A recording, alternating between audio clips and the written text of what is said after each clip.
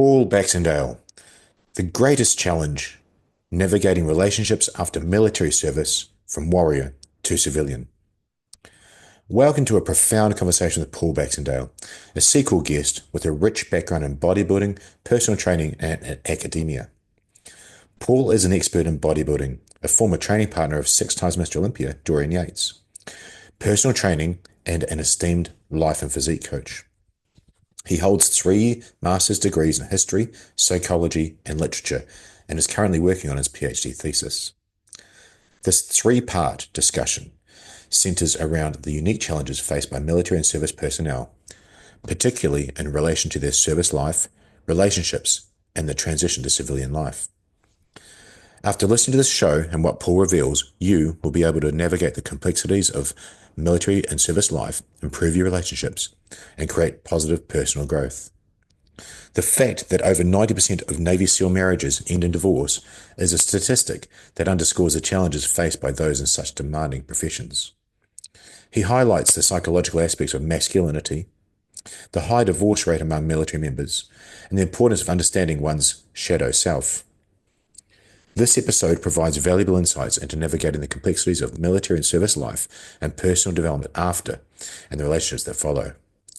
We talked about understanding the shadow self, the transition from warrior to civilian, challenges of transition, decompression techniques, communication in relationships, Paul's personal reflections on marriage and tragedy, emotional awareness, balancing masculine and feminine energies, identity and self-reflection, and creating space for that self-reflection. This show is packed with valuable insights into the psychological aspects of the military and service lives, the challenges of maintaining relationships, and the transition from warrior to civilian. Paul's expertise and personal experiences offer a rich foundation for understanding these issues, making this episode a must listen for everyone. Read the actionable tips in the show notes written below. By implementing those tips that you just read, you can navigate the complexities of military life, improve your relationships, and foster personal growth. You can connect with Paul on his website at paulbaxendale.com and on Instagram, instagram.com Paul Baxendale. Thanks for watching. I'm Damien Porter, former New Zealand Special Forces operator, subject matter expert from HowNotToDieGuy.com. And you're listening to my Straight Talk Mind and Muscle podcast, sponsored by State, the ultimate daily formula for optimum hormone health, stress management, energy, and performance. 100% natural and clinically proven ingredients. Provides everything you need to raise your game in a convenient gut-friendly capsule. And my new sponsor, Michael Mason of the Mason Survival Protocol. Links for my former shows are in the show notes below. Thanks for watching. And then I had the pleasure of spending the whole day, with my most trusted friend, watching him eat his meals as I fasted. But the one thing that, 2 things that I was instructed upon going into my ceremony was, number one, to have one question or have one thing in your mind that you think is probably the most important question to be answered by your psyche. Whatever happens during a psilocybin journey, you're not getting information from anywhere except from within your own psyche. You already know all the answers. It's just they've been covered by layers and layers and layers of hurt, narrative, pain. You know what life does to people. Now, in having that one question, does that mean that the experience was only going to be limited to that one domain? Absolutely not. My experience lasted over 6 hours, and multiple parts of my life, my entire life, were shown to me and explained to me. It's going to sound very weird to a lot of people.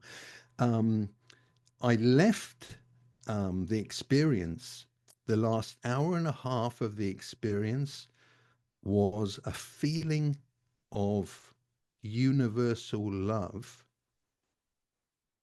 So, love from the universe, that you know you are loved. A feeling so strong, I'd never felt love like this. It was mind blowing. Mm. I absolutely knew the universe loved me, and I had been shown the answers to many questions, some questions I didn't even realize I had, um, but I was guided through them.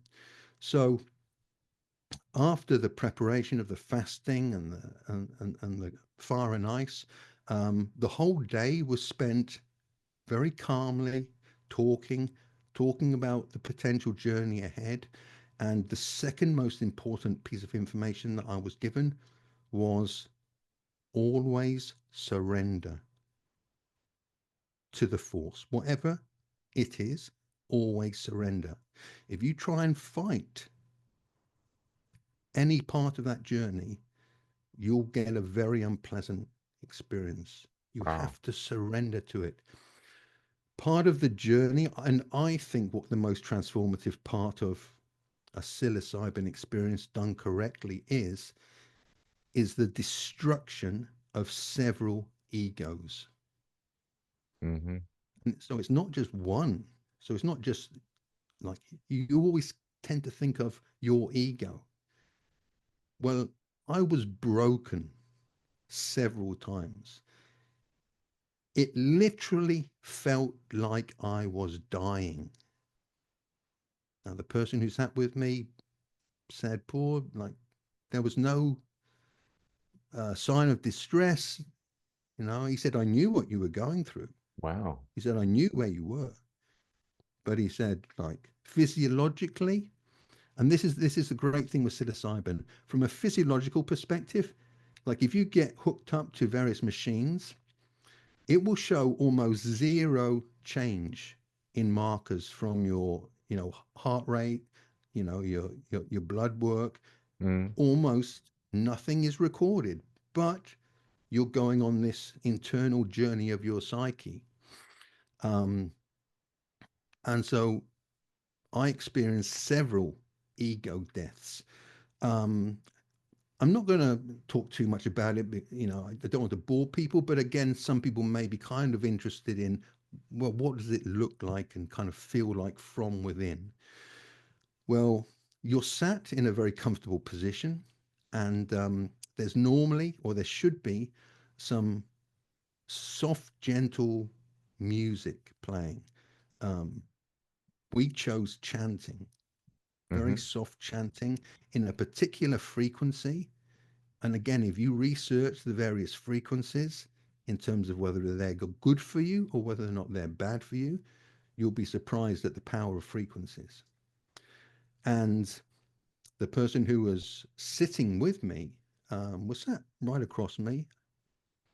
I wasn't really aware of them the entire 6 hours. Um, I ingested the psilocybin in its natural mushroom form in a tea. And I guess for like 15 minutes, I was sat there thinking, I think he might have given me the wrong mushrooms because no, like nothing's going on. And then all of a sudden, the walls started to shift, Wow. and then literally, bang, I'm away. I'm on this journey, and the only way I can describe it, it's like I was on the back of a giant caterpillar, snake, serpent, um, and then as I was riding this, whatever it was, I sensed and heard a feminine voice. Mm. Now, who is that voice? What is that voice? Some people might claim, oh, that was God. How I knew it wasn't a woman, like it was female, but it wasn't a woman in physical form. I interpreted it as the feminine divine. Mm-hmm. And the very first thing that was I was shown my torso in complete black, complete darkness. And all of a sudden, there was like a torch shone on my spine and on my pelvis. Now, what was interesting is not every disc was lit up, and there were breaks in the light around my pelvis. Mm. Now, you might know, other people won't know. I broke my spine and my pelvis in an accident, maybe 15 years ago. Yeah. And I heard the voice. She said to me, "Yes, that's right. You're broken, Wow. but you're perfect. This is exactly how you're meant to be. Stop searching." And for me, that was huge. I guess not even consciously, but for the previous number of years, I guess at the bottom of my consciousness, I'd always wondered, will one day there become a treatment? Will one day there become a surgery that will fix my spine and my pelvis? Yeah. And here I was being told, you're perfect. You're Yeah. exactly how you're meant to be. So for me, that was put to bed. I've, I no longer have any questions regarding my physical structure. The peace that it gave me was just incredible. Um, the very next thing that she showed me was all the women of my youth. Wow. Now, when I was a young man, I was a bodybuilder. I used to work on the doors, and I would say, pretty much twice a week minimum, I would be offered the opportunity to take a young lady home. And I always said no. Wow. It was something that I'd just grown up with. It was something within me something told me that that behavior wasn't right for me. Mm-hmm. It wasn't right for me. And I'd never consciously questioned that behavior. But I wondered, like, the voice I heard, she said to me, "Yes, you made the right moral choice." Mm-hmm. And I'm thinking, well, where did that come from? Like, I've never thought about that, or have I? Like, maybe somewhere deep in my subconscious, I'd been wondering, oh, why did I give up all those opportunities for, quick releases of dopamine? And, I was a young man, and like, um, it was like, well, at the time, it was kind of in the 80s. And, it's like, what was everyone doing, kind of in the 80s, early 90s? And I was kind of like the only guy in my circle, the only guy who wasn't behaving like this. Mm. And here I was 30 years later, receiving the knowledge that, yes, I had made the right moral choice. And again, like, that's just so powerful. Um, I'll just briefly describe, I don't want to go too much, but I want to describe one of the ego deaths, Sure. because before you embark on such a journey, and it has to be done either with a medical professional as part of a research study, or it has to be done with someone who has sat previously with dozens, if not hundreds of people, an experienced sitter. You will encounter several ego deaths. Like, this isn't nice. This isn't pleasant. You don't do this for kicks. You get to a place where you can hear your own voice saying, "I've had enough. Get me out of this." Mm-hmm. and you know there's no getting out of it. Now, I was shown the most horrific scenes I guess most people could possibly imagine in terms of, I guess, how they envisage demons, hell, Hades, grotesque faces, beings, bodies. And I remember receiving this gush of energy from within and me laughing at the feminine voice saying, really? You think that scares me? Like, you've got no idea where this head has been. Mm-hmm. And I was thinking back in terms of those workouts in Temple Gym, I was thinking, you've got no idea the hell that I've been to, you know? And I'm sure there's lots of people from your community who know exactly what that could be like. Mm-hmm. All of a sudden, that disappeared. It all disappeared. And I suddenly was sat there, and before my eyes, there was like an old camera reel. I was looking at everything through an old camera reel. Bizarre, absolutely bizarre. And the next thing I felt was a need to urinate. And I remember kind of saying something like, oh, I need to go to the toilet. And I was told, sure, you know, you know where it is, you know. And I could not move a muscle. I could not move a muscle. I mean, talk about terrifying for me.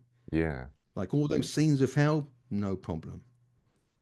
But you incapacitate me completely. Yep. I can't move a leg, an arm, a finger, nothing. That's the point where I remember thinking, no, that's enough. I want out of this. Yeah. I can't take this. And then I heard her voice say to me, now I got you. Oh, wow. Now I got you. And it took me an hour and a half, so I've been told, an hour and a half to get myself from the sofa where I was sat to the toilet. And I was also told at literally every minute during that hour and a half process, I was offered the hand of the sitter who was with me. Paul, take my hand. I'll take you. And I refused for an hour and a half. After an hour and a half, there was a moment where I said, can I take your hand? Wow. And my sister said to me, that was the moment I knew you'd been broken. Yeah. Your inability or unwillingness to ask for help. Mm-hmm. He said, I've never seen anything like it. He said it was just unreal. An hour and a half, he said. An hour and a half. I kept repeating, take my hand, take my hand. Refuse, refuse, refuse, refuse. Until this moment, can I take your hand? That is a description of one of my ego deaths. And there are several such that you will experience if you do this process correctly. Thank you for sharing that, Paul. In terms of, I was going to say so when let's talk I about afterwards. yeah, because that's where I'm going. We always tend to go in the same direction. We started from a different place. I was going to talk about afterwards.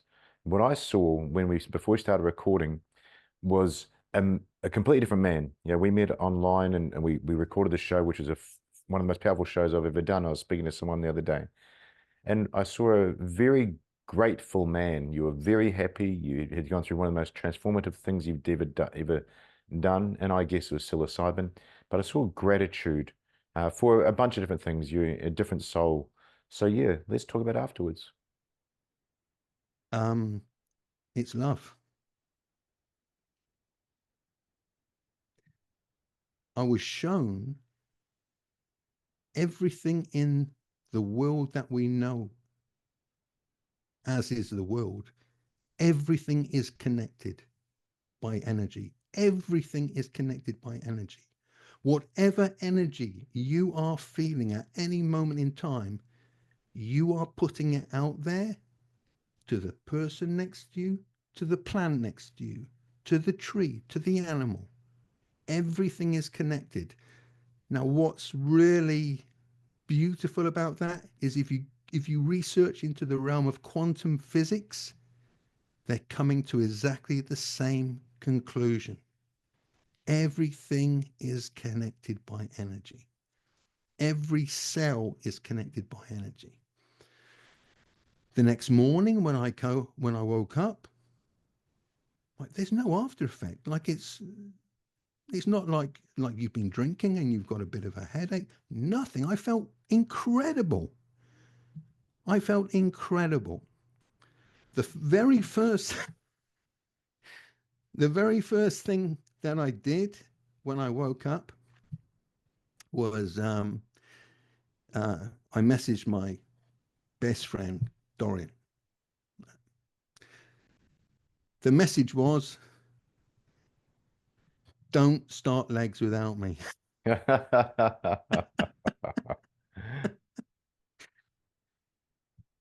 And yeah, he didn't. He waited. Yeah, he waited. He understood.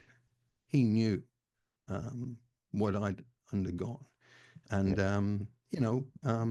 as much as he tested me the day before by eating as much as he possibly could in front of me, uh, the following day was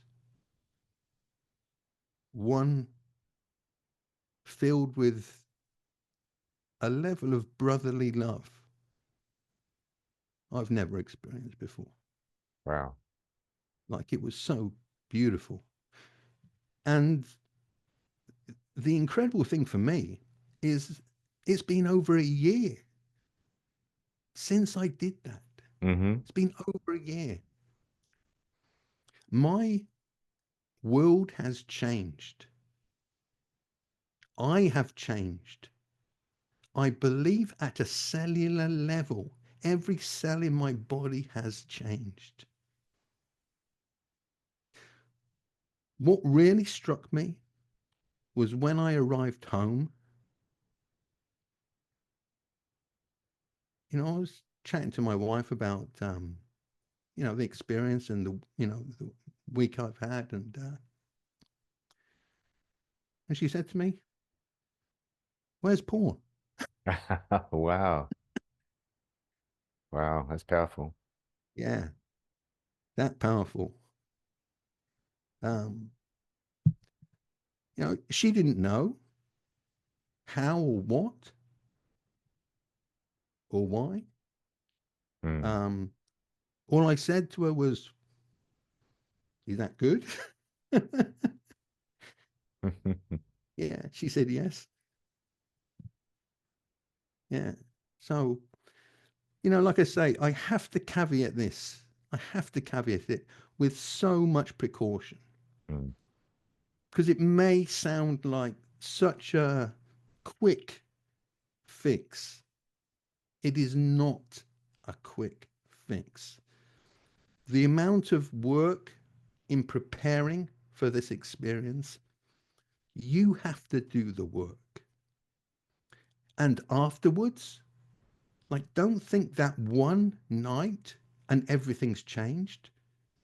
You have to continue to work every day on improving who you are. Like, if you think those changes profoundly made you into a better person, you keep that going. You keep growing. You keep getting better, you know? And so in my experience, I'm very glad that Mm, the medical world has started to recognize the possibilities that this plant may have for people who are suffering terribly. People with extreme, I mean, they took extreme PTSD, one mm, dose, gone. I mean, like people who have got extreme PSD, they must go like, what? Really? No way. Go and look at the research. Look at the research. John Hopkins University with end of life care for cancer patients. I mean, did it cure them of cancer? No, of course not. What did it do? In 100% of cases, it took away their fear of death. 100%. Yeah, You can't argue with that 100%. number. That's literally every time it works. Yeah, Look, you're talking about research, Paul, and I've had Jeff Kirk, not his best friend, one of the original guys, Matt Hayes, has been through that. I've had at least 5 people on this show, completely unrelated, don't know you from bar of soap, and they have all said the same thing and had the same result. And coming off our conversation, connecting the dots. One, I know that it grows different neurons in the brain, but two, I know that it does kill off that shadow self. And you're talking about guys from the warrior world that we have been speaking about for the show. Um, there's two things to cover off. Thank you so much for relating that. You're so open with your experience that people can learn from. You said the words brotherly love, yeah. the brotherly love you felt with Dorian afterwards. Now, hang on a sec, go back. You trained, you bared your soul, air quotes again, back at Temple Gym. So it's a different level. So that shows how powerful this is. I watched something just the other day, a female dressed as a male for 2 years and impersonated being a male to find out, because us males have got life easier, haven't we? We don't have to think about all those things that women do. And the women that are listening, I'm not going there. This woman actually came out of that study she did. It was phenomenal. It's just happened. And she was like, oh my God, men have it so hard. There was a bunch of things, but one thing that stood out for me, Paul, was men need other men. Yes. And you resisted it for 1.5 hours in that psilocybin journey. And clearly, the level of connection you and Dorian, your best friend that you said, had up to that journey wasn't as deep as afterwards. And we do need those other men. Nothing like it. When I was training with Dorian, was I his friend? No, No, no. you had to do a I job. was his training partner. Same as Full operators. stop. It's work. That's it. It's work. Full training partner, full stop. Yeah. Friend, no, Mm, no. Today, yes. yeah. But I think that 30 years of trust that has built up, that kindred bonded spirit where like who else knows what he went through, what he put himself through? Who knows other than those who were with him during those workouts? Hmm. Like, I don't think people can ever comprehend the level of commitment that he gave. And um, I'm not here to talk about Dorian. He's he's more than capable of telling his own story, and he does. But I do think that 30-year um, relationship, even if it was just as training partner, um, it meant something. It meant an understanding that very few people in this world could ever understand. And the trust. Yep. He knows he can say anything to me. Nothing will go out from my lips. Nothing. I mean, now that is a brotherly bond of trust I'm sure you guys recognize. Exactly. Exactly that. Yeah. The reason Yeah. I brought that up from you saying it is because we want to touch on and finish up on evolutionary mismatch. And I thought it was a great step off to it because we're showing, hang on a sec, men need other men. It's not a feminine, a masculine thing. We need that there. It's evolution. And you went through the evolution of going through hard stuff with Dorian. Yes, you needed that. Um, I, as one example, I've never said on a show, people are, I haven't, I say to people I don't drink. I stopped drinking in 2000, but I'll have a drink on special occasions. Well, to be honest, those special occasions are only around people that I trust my safety with. Mm. So I'll only drink to that excess and when I'm back at the unit.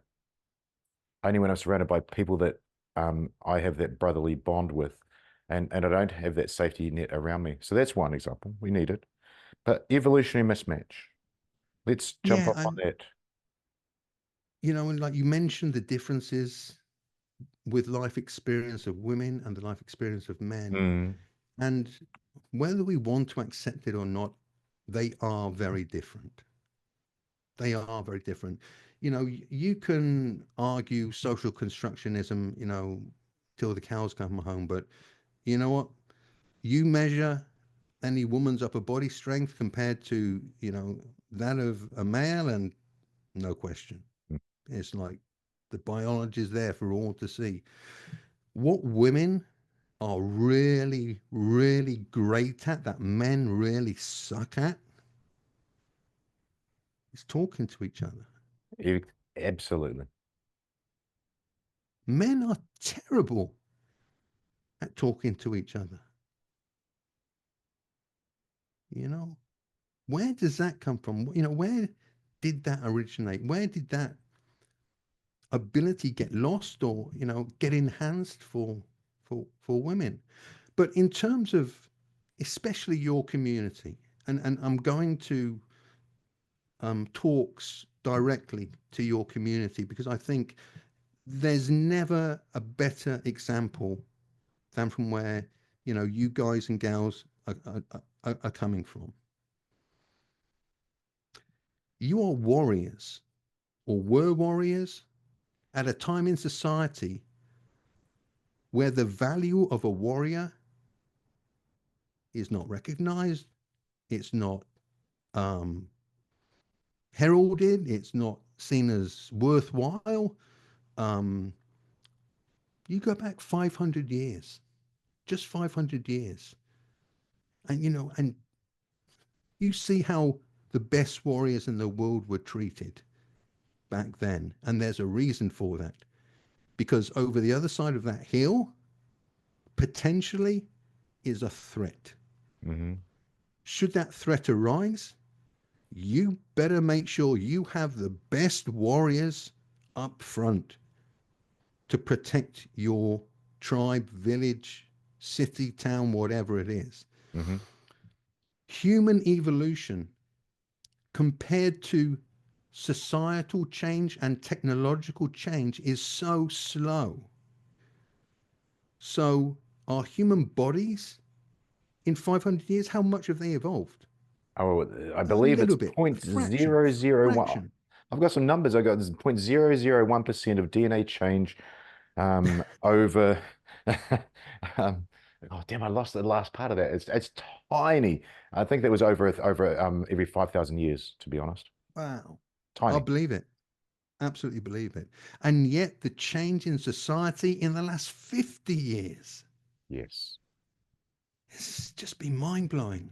And that with the technological changes, I truly believe the warriors of our society are mismatches of evolution. This makes sense. They are, and again, if you want to look at it scientifically, you have to look at things like the bell curve of the average men, the average women. The ultimate warrior is going to be right on the far bottom part of that bell curve. You know, so you're talking the extreme of the extreme of the extreme to be the ultimate warriors. The You latest place one them in that, today's society. well, let's go back. You said 500 years. Let's go to the American Revolution, which is Yeah. that 1776? American Revolution, it was 3% of the population there that got rid of the British. So 3% decided to fight. There's an actual statistic of what you just said, Paul. It's a tiny amount of people that will stand up and fight, which is what you're saying, a warrior. Yeah. Yeah. Somebody who is prepared to put their heel in the ground Mm, and say, no, I don't comply with what you want me to do mm, or what you want us to do as a group, as a village, as a tribe, as a town. No. And you're digging your heels in. So we have these people within our society today with traits that would have been heralded, 300 years ago, even. And today, not only are they more often than not valued, I guess there's a large percentage of the population who actually reacts negatively to the image of that warrior. So if you are one of those people, how do you deal with that evolutionary mismatch? There's a struggle there. mm, There's a struggle there. And there's a adaptation process needed within the psyche. Um, Now, I don't believe that anyone should ever completely lose their shadow self. mm, You always have to retain your shadow self for in cases of emergency. Um, but again, as I said earlier, it's a case of having a sword, knowing when to keep it sheathed, and knowing when to draw it. That's the mark of a mature man or mature warrior woman. mm-hmm. That Agree. there. And that should be, applauded. Because who knows when next we are going to need those people. I mean, heaven forbid. Heaven forbid. Uh, yeah, I don't know. But what I would like to raise just this concept that there is an evolutionary mismatch, and what they're experiencing as the hardships of life in today's society, this is the reason for it. And it's not that they're bad, it's not that they're exhibiting the wrong behavior, it's not that they're wired up wrong, it's not. No, it's the inverse. They are exactly who they should always have been. But it's a case of, well, how do I fit this into today's society? Now, that's a tough. Now, I don't claim to have the answer for that, but I, I guess ultimately that's what it's coming down to. And maybe this is just the start of a conversation or conversations where, we can address these types of things and treat people with the respect that they all deserve. I don't care what your gift is. I believe everyone is gifted, uniquely gifted to give to the world.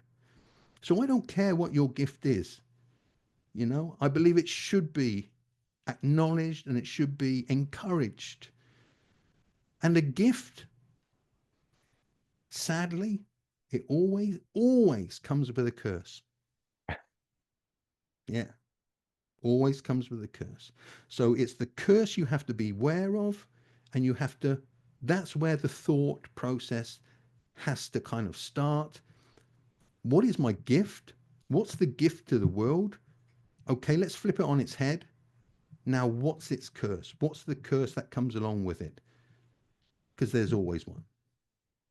Well, you've really summed up, and I got to say impressive, because this conversation has spanned 24 hours, and we're going into we're coming up to the third hour of the longest show I've ever done. So it'll be a Oh, I'm sorry three-parter. for that. No, no, no, Sorry, listeners. no, no. The 2 hours yesterday flew by. I could not believe the time. So I three-parter, very, agree. Yeah. very excited. But you managed to sum up.